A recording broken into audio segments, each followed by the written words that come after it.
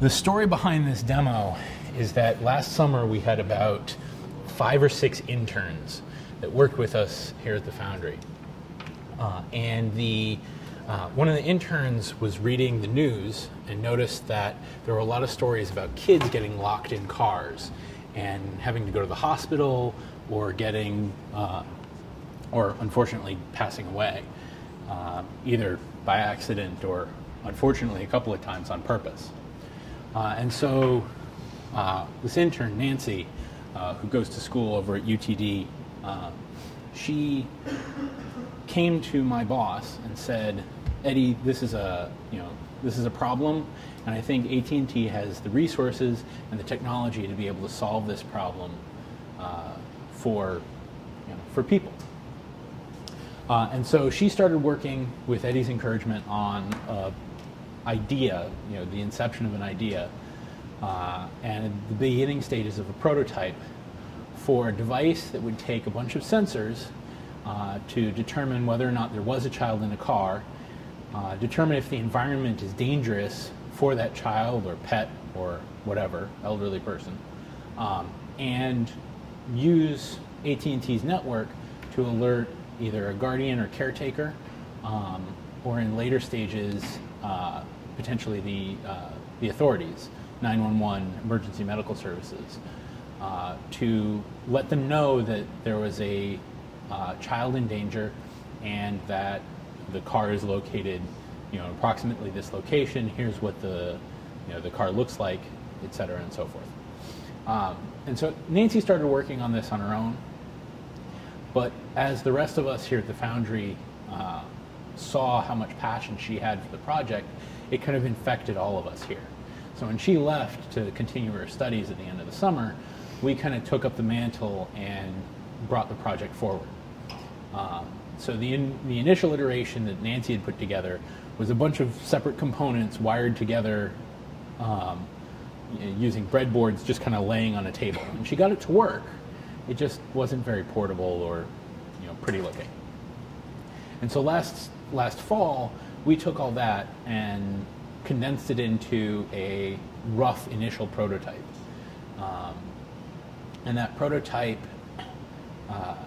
we built it out of cardboard and duct tape and got everything working and demoed that at our innovation showcase that happens in the fall in Palo Alto for a number of other news outlets.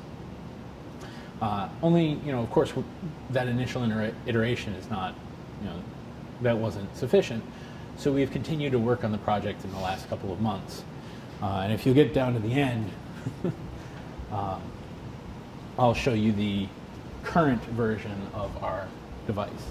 This device has a bunch of different sensors in it. It's got a motion sensor and an ultrasonic distance sensor to detect when there's a child in the car.